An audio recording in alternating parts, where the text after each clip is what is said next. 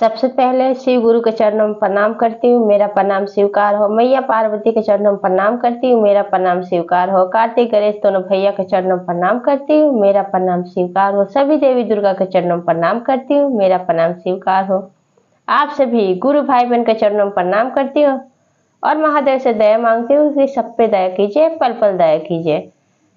आप सबको आज 12 नवंबर है, निराजल एकादशी का व्रत कथा सुनाने जा रही हूँ। जितने मेरी गुरु भाई बहन हैं उनको निराजल व्रत कथा की हार्दिक शुभकामनाएं।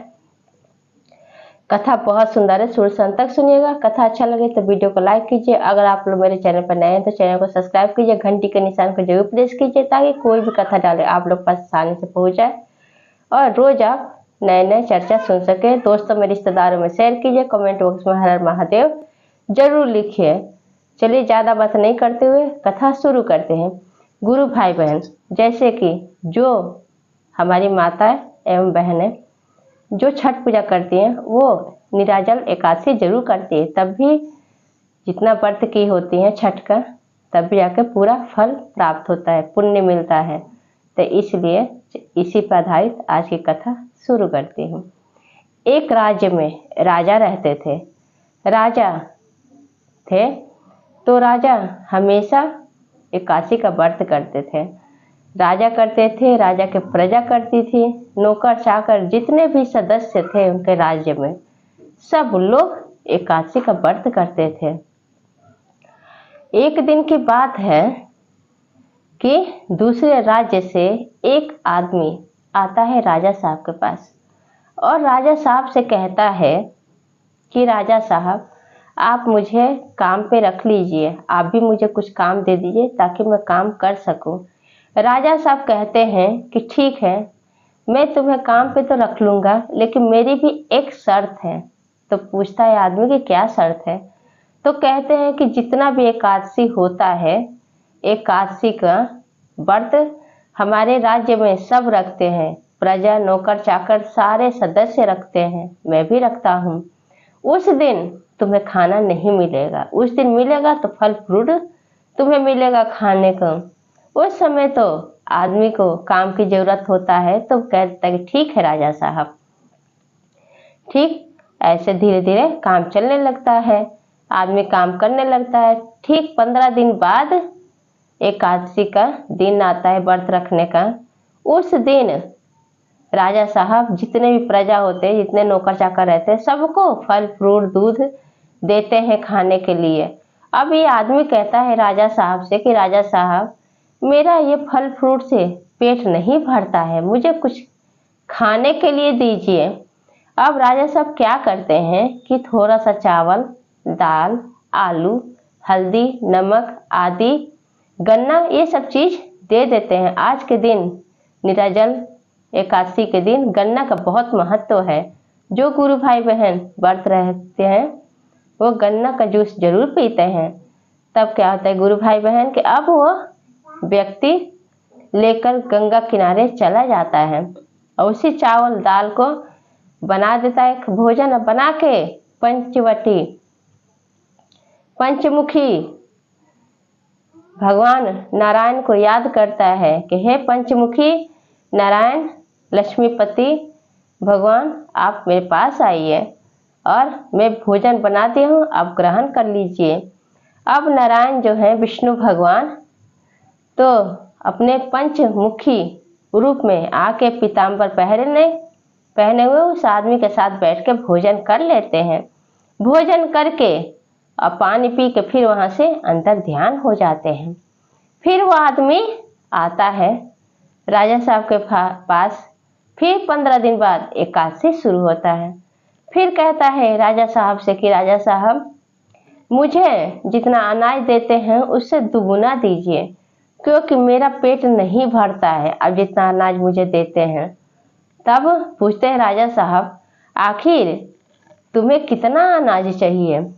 तब कहता है वो आदमी जो दूसरे राज्य से आया था काम के तलाश में, कहता है कि मुझे खाना चाहिए भोजन, 2 आदमी का हिस्से का दीजिए। तब पूछते हैं राजा साहब कि दूसरा आदमी कौन है?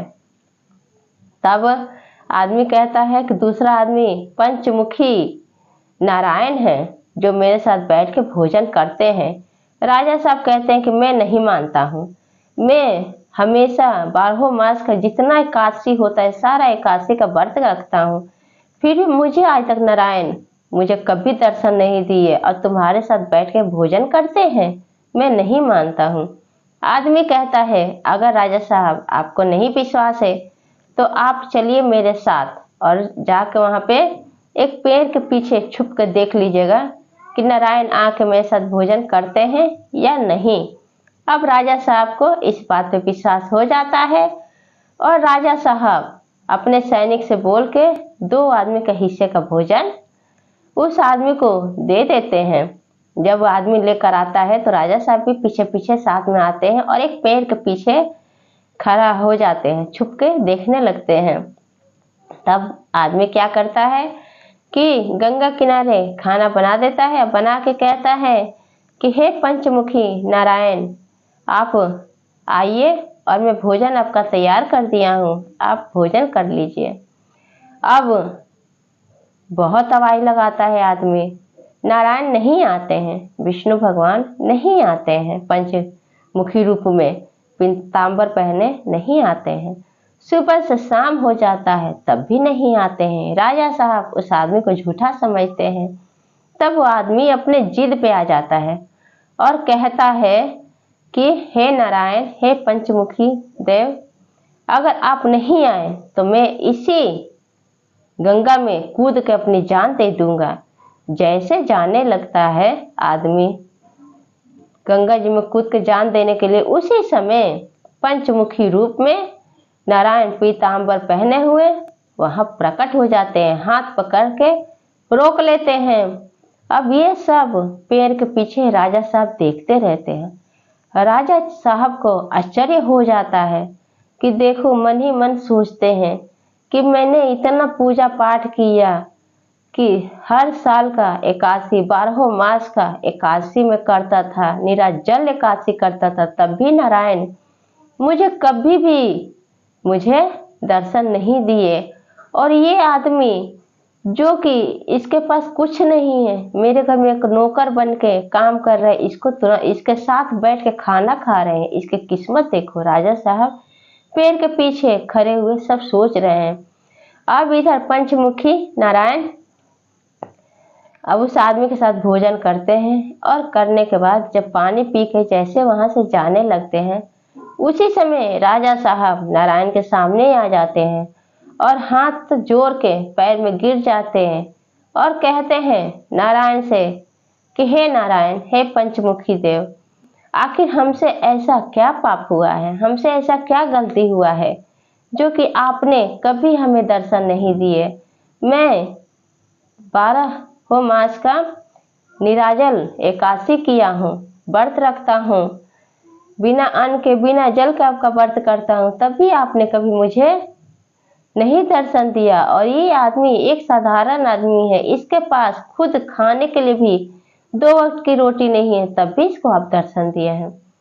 तब कहते हैं नारायण कि हे राजा, तुम अपनी बहादुरी के लिए, तुम अपना वाहवाही पाने के लिए कि तुम्हारे राज्य में सब प्रजा नौकर चाकर तुम्हारी तारीफ करे, इसलिए तुम एकादशी करते हो। जो एकादशी करता है उसको वैकुंठ प्राप्त होता है।